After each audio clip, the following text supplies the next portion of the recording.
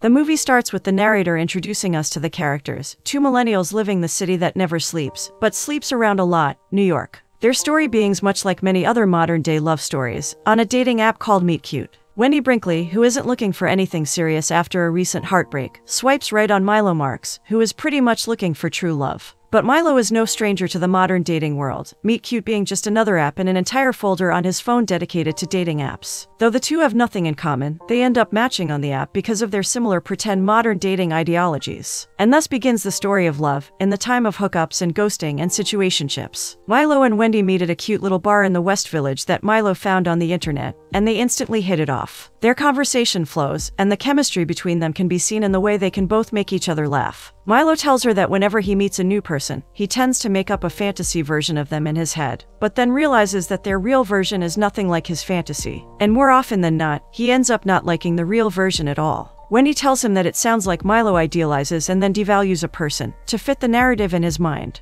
Milo is both embarrassed and impressed by her answer. As the night goes on, the two realize that they might just want to take things ahead, and before we know it, the dinner is over, and Milo and Wendy take things straight to bed. A perfect date turns into a night over, turns into texts to each other planning to do this again sometime. Everything is going perfectly, until the sad reality of modern dating shatters their illusion, and both Wendy and Milo go weeks before ever talking to each other again. 3 weeks later, Milo and his friend Hank decide to get overpriced cocktails at an upscale bar, where they attract the attention of a pretty woman named Jessie. When Jessie joins the guys, she finds out about Milo's little game, where he points at the prettiest girl at the bar and declares that he's going to marry her, so that on the off chance that they do get married, Milo can have a story about their meet cute. This interests Jessie, and she dares him go to talk to the prettiest girl he sees. Bullied by Hank and Jessie, Milo has no choice but to man up. He goes to talk to the girl at the bar. Meanwhile, Hank and Jessie hit it off with each other. Milo is also having an engaging conversation with the girl, named Olivia, until he finds out that she has a boyfriend. Milo immediately walks away from her. When he tells Hank and Jessie about this, they ridicule him for walking away just like that.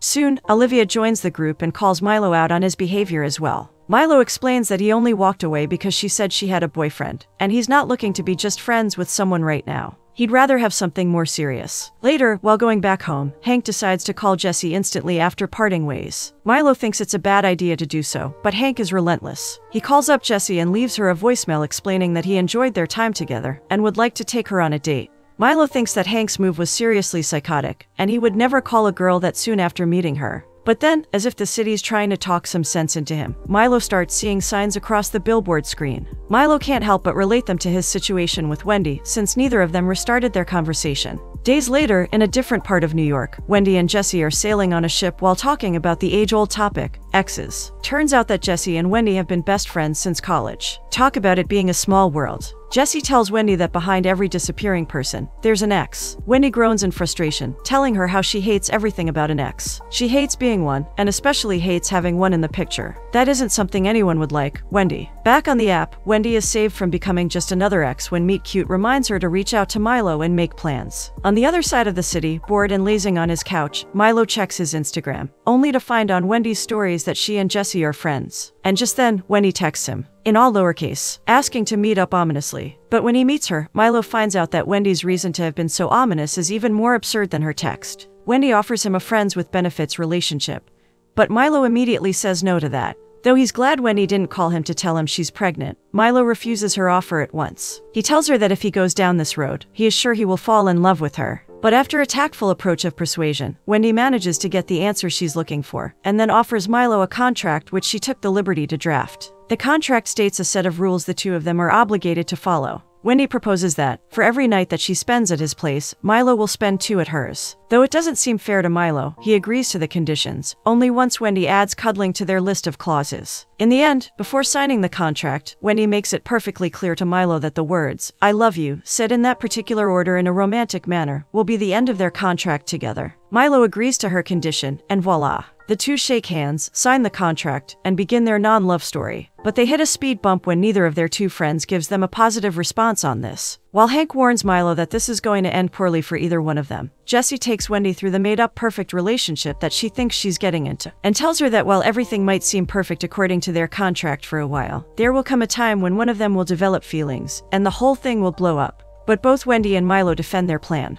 While Wendy is confident that there will be no scope of love at all, Milo is certain that Wendy is just as much in love with him as he is with her, and soon she'll realize it, and they will never have to break up. But little does he know, poor Milo is in for a shocker. Ignorance is bliss, they say, and that is the mantra Milo seems to have adopted. Because he tells Hank, in the middle of their beauty treatment, that he thinks he's going to marry Wendy. And this is for sure. Hank can't imagine Milo's level of delusion. Just because Wendy laughed at his joke during his stand-up show, he thinks she's in love with him too. Then he goes on to tell Hank about a chance encounter with Wendy's mom, who he thinks doesn't like him because when Milo approached her, telling her that he's a friend of Wendy's who she met on a dating app, the woman seemed to not know about him. Now, Milo thinks it's either that Wendy didn't tell her mom about him, or that her mom was pretending to not know him because she doesn't like him. Milo's brain is running a mile per minute as he overthinks about all things Wendy, and it seems as though the longevity of their contract is already in danger. Milo goes on to tell Hank that he broke up with a girl named Katie recently because she wouldn't ever post him on her Instagram, even though they had been dating for a while. They had a screaming competition in the park about it, though Milo doesn't seem too upset over it, because he's still got Wendy, who he thinks will be the one for him. Later, when Milo meets up with Wendy, he tells her all about Katie. Their agreement allows them to still date other people, and Wendy does relate with him about the non-posting debacle. Milo tells her that he's probably going to address this issue on his podcast, which he has yet to launch. It might be about relationships, or life in general. Wendy teases him about never getting to it, but then wonders if he can also talk about the kind of people who break up with you, but still follow you on Instagram and like your pictures. Milo tells her that such people are called orbiters, because even though they're no longer in your life, they're still orbiting around you. That makes sense to Wendy, and they continue talking about all the other things people do on social media, just to get a rise out of an ex. They spend the rest of the day walking and talking, and despite the contract they bound themselves to, Wendy and Milo, unbeknownst to each other, start forming a connection that's more meaningful than their no-strings-attached agreement. But when Milo casually tries holding Wendy's hand, she immediately backs off, since hand-holding is not a part of their agreement. Cut to the time when Milo and Wendy are interrogated by Milo's doorman, Cole. The man wonders what about holding hands makes Wendy uncomfortable. Wendy says that, since Milo isn't her boyfriend, she shouldn't hold hands with him. It turns out that doorman Cole is a really cool guy, and is also invested in this agreement Milo and Wendy entered, for gossip's sake. Cole asks them a very important question. What happens when one of them catches feelings? Wendy doesn't miss his use of when, instead of if, because that's how sure Cole is that this will end badly, much like everybody else on the planet. But Wendy naively assures him that it won't happen, though Milo's stance on the same seems a little dicey. But Cole insists that he's speaking from personal experience, and these situations always go wrong, and this makes Milo introspective. One day, while at an ice cream parlor, Wendy goes on to try a myriad of different flavors, never deciding on the one she actually wants. Milo, on the other hand, knows exactly what he wants, and it's vanilla ice cream in a cone. Masking their real words behind ice cream flavor metaphors, Milo and Wendy indirectly talk about how Wendy can't figure out what she wants, while Milo already knows it.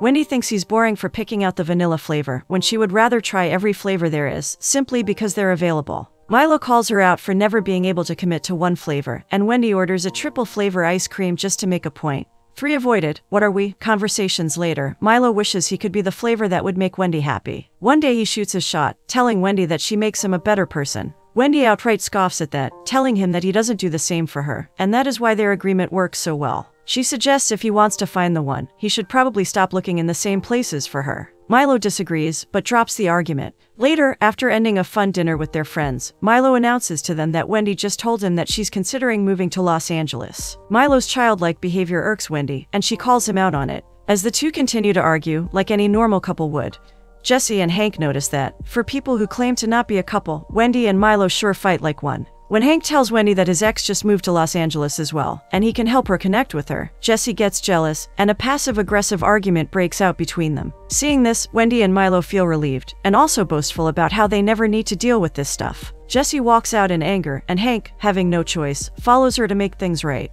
While parting ways, Milo tries to kiss Wendy in public, and she recoils from him like she just touched a hot pot. She establishes that PDA is a big no-no. Meanwhile, Hank and Jesse are full on making out like there will be no tomorrow. Milo doesn't like how this makes him feel, though he carries on like he's cool with it. Then, while trying to make plans for that night, Milo finds out that Wendy has a date. Trying to act cool again, Milo lets her go. He even helps her figure out how to deal with an emotionally unavailable man. With a rock the size of a mountain over his heart, Milo lets Wendy walk away. But much to Wendy's disappointment, her date doesn't go as well as she expected. And it turns out, Mort even lied about his height on the dating app. Despite her obvious disinterest, Mort can't take a hint and wants to schedule another date soon. Wendy kindly puts the man in his place, even going so far as to psychoanalyze Mort's deeply concerning dating attitude. On the other hand, while mindlessly scrolling through Instagram, Milo decides to text his ex Katie, who just liked his picture. But midway through, Wendy video calls him. Milo asks her if she'd like to come over, but Wendy tells him she's already in bed. And so, Milo goes on to invite Katie over instead, who readily agrees. He abruptly ends his conversation with Wendy and spends the night with Katie. But despite their agreement, and Wendy's many rejections, Milo has a rush of morning guilt. And Wendy also can't help but feel a little bitter about Milo ghosting her for the rest of the night.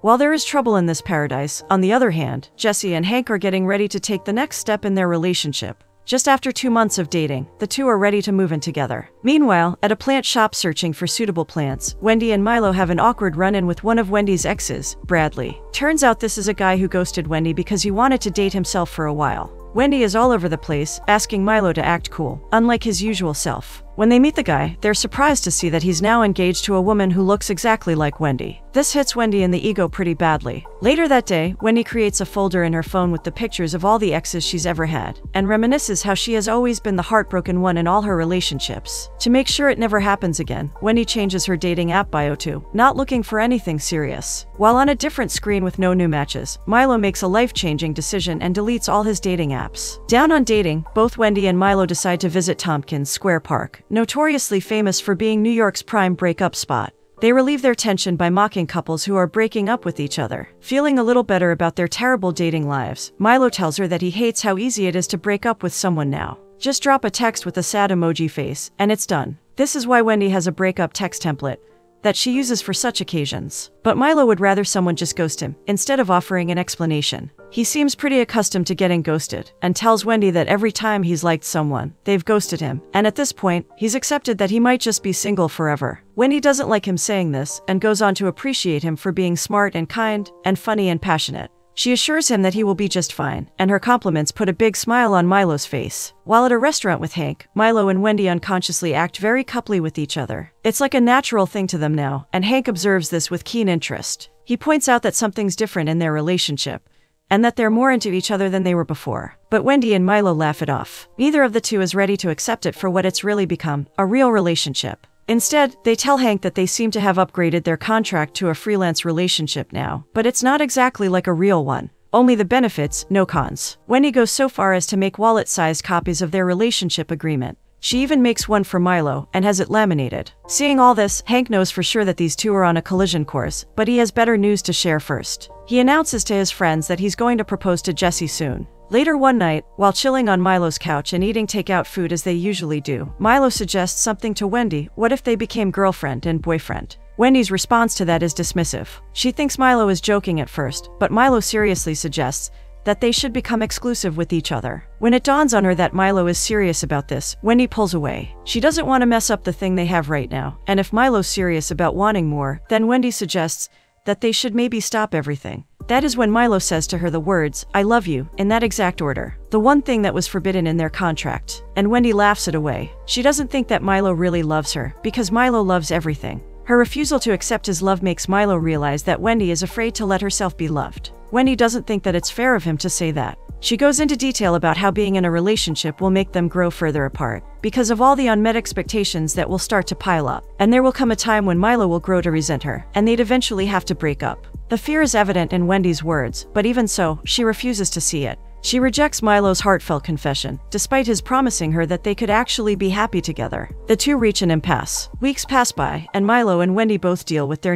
breakup in their own ways. While Milo tells Hank that he hasn't thought about Wendy all that much, an obvious lie, Wendy tells Jesse how she can't get Milo out of her head. While Milo is trying to play it off cool, saying he hopes Wendy finds someone who she likes, Wendy is second-guessing her decision to break up with him. She wonders if she self-sabotaged a good thing. Both Milo and Wendy ask to know how the other is doing, and Hank and Jesse tell them that they'll eventually find out when they see each other at their wedding. As it turns out, while Wendy has been dating an emotionally unavailable guy in finance, Milo has been taking it slow with the dating, and spending time with himself. Though they both agree on one thing, dating sucks. Right before the wedding of Hank and Jesse, both Milo and Wendy hit another cul-de-sac in their dating lives, as both their current partners break it off with them. Breakups are always hard, but what's even harder is when you're on the receiving end of them. Dejected and heartbroken, Milo spends time with his friend and doorman, Cole, who tries to cheer Milo up by telling him to finally get onto that podcast he kept talking about. Meanwhile, Wendy faces another brutal dating experience and is just about done for good.